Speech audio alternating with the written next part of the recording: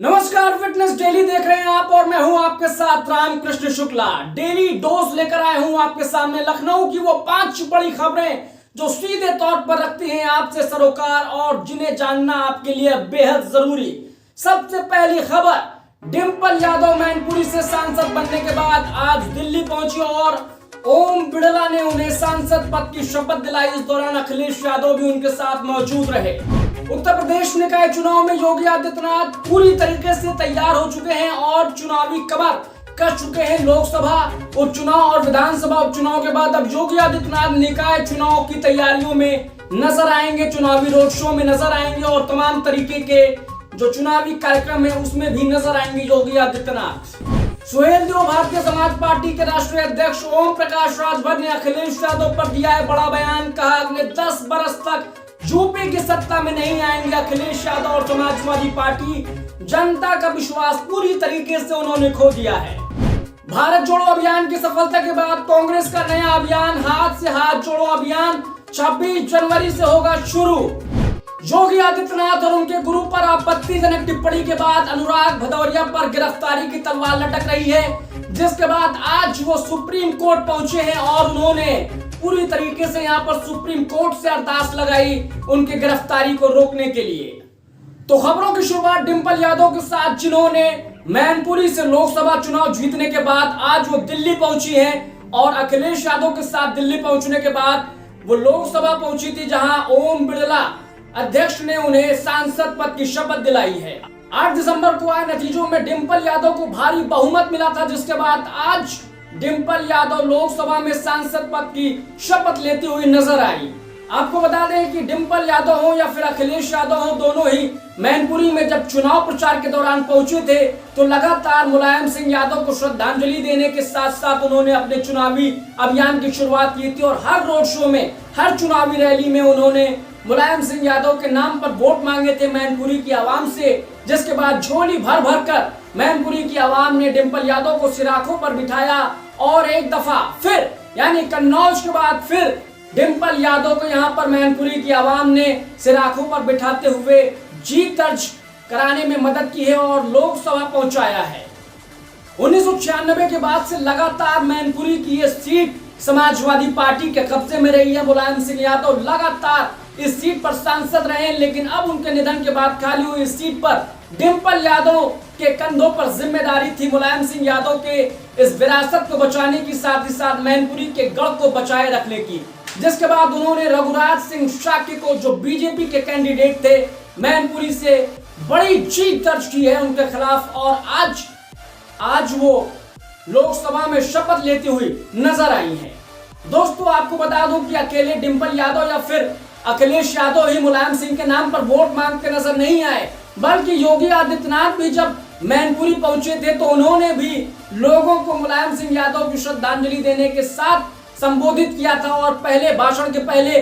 मुलायम सिंह यादव का जिक्र किया था श्रद्धांजलि के साथ। यानी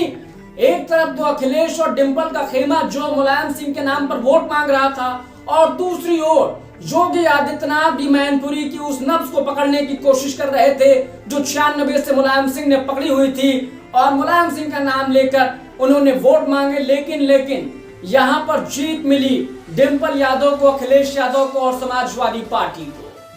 तो यूपी के उपचुनाव खत्म हो चुके हैं और अब बारी है उत्तर प्रदेश में निगम चुनाव की, जिसके बाद अब योगी आदित्यनाथ पूरी तरीके से जीत के लिए कमर कस चुके हैं। बीजेपी को जीत दिलाने के लिए समाजवादी पार्टी के खिलाफ पूरी तरीके से यहाँ पर जो है अभियान की तैयारी कर रही है भारतीय जनता पार्टी योगी आदित्यनाथ के निर्देशन में। और 13 दिसंबर के बाद से योगी आदित्यनाथ सभी नगर निगमों के अलावा बड़े शहर वाले निकायों में रोड शो करते हुए नजर आएंगे। योगी आदित्यनाथ ने संगठन के साथ एक बैठक की है जिसमें भूपेंद्र चौधरी जो कि प्रदेश अध्यक्ष हैं और उसके साथ साथ संगठन मंत्री धर्मपाल सिंह भी इस बैठक में मौजूद रहे और योगी आदित्यनाथ को तमाम जानकारी निगम चुनाव के बाबत उन्होंने दी है।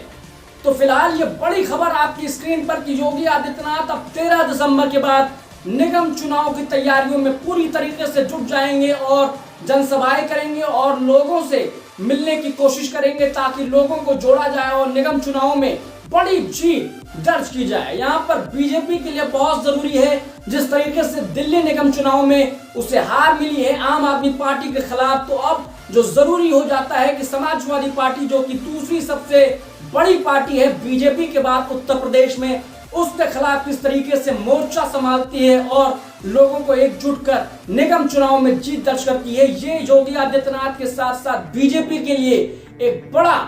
और अहम कदम हो सकता है और बड़ी जिम्मेदारी योगी के कंधों पर होगी बीजेपी को निगम चुनाव में जीत दिलाने की। सुहेलदेव जो भारतीय समाज पार्टी के राष्ट्रीय अध्यक्ष ओम प्रकाश राजभर ने अखिलेश यादव पर बड़ा बयान दिया और कहा है कि अगले 10 सालों तक समाजवादी पार्टी यूपी की सत्ता में नहीं आने वाली है। जी हाँ, एक वक्त अखिलेश यादव के साथ गठबंधन कर 2022 के चुनाव में उतरने वाले ओम प्रकाश राजभर लगातार अखिलेश यादव के खिलाफ बयानबाजी कर रहे हैं और इसी के सिलसिले में आज अखिलेश यादव के खिलाफ उन्होंने जो बयान दिया है कि अगले 10 सालों तक वो सत्ता में नहीं आने वाले हैं। पूरी तरीके से अखिलेश यादव और उनके कार्यकर्ताओं का मनोबल तोड़ता हुआ ये बयान ओम प्रकाश राजभर का, और उन्होंने साफ तौर पर कहा है कि दरअसल लोगों का विश्वास हासिल नहीं कर पा रहे अखिलेश यादव और लोगों का विश्वास अब अखिलेश यादव और समाजवादी पार्टी पर नहीं रह गया है। वहीं अखिलेश यादव और प्रसपा के विलय को लेकर उन्होंने साफ तौर पर कहा है कि जो लोग अखिलेश यादव से और समाजवादी पार्टी से उबे हुए थे वही लोग प्रसपा में गए थे, यानी प्रगतिशील समाज पार्टी शिवपाल यादव की पार्टी में गए थे, और अब वही लोग वापस अखिलेश के खेमे में आ रहे हैं। तो ये कोई नई बात नहीं और पूरी तरीके से उन्होंने अखिलेश पर हमलावर होते हुए कह दिया है कि अगले 10 सालों तक अखिलेश यादव उत्तर प्रदेश की सत्ता में आने का सपना भूल जाए। तो कांग्रेस की भारत जोड़ो यात्रा का यहाँ पर विस्तार होता हुआ नजर आ रहा है और अब कांग्रेस 26 जनवरी से हाथ जोड़ो अभियान की शुरुआत करने जा रही है, जो पूरे 2 महीने तक चलेगा।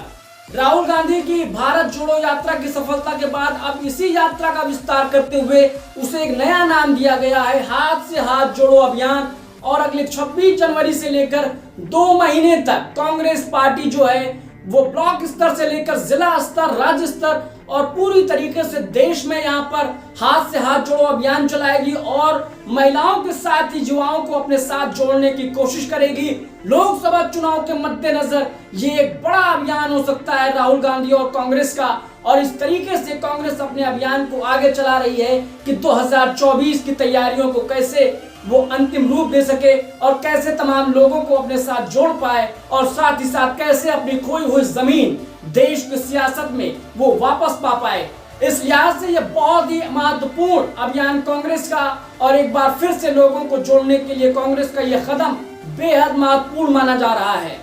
अगले 15 से 19 दिसंबर तक राज्य स्तर पर जो है वो बैठकें होंगी, 19 से 24 दिसंबर तक जो है वो जिला स्तर पर बैठक होगी और 25 से 29 दिसंबर तक ब्लॉक स्तर पर बैठक होगी, जिसमें तमाम जो है कार्य योजना यहाँ पर बनाई जाएगी कांग्रेस पार्टी की तरफ से और कैसे कांग्रेस को यहाँ पर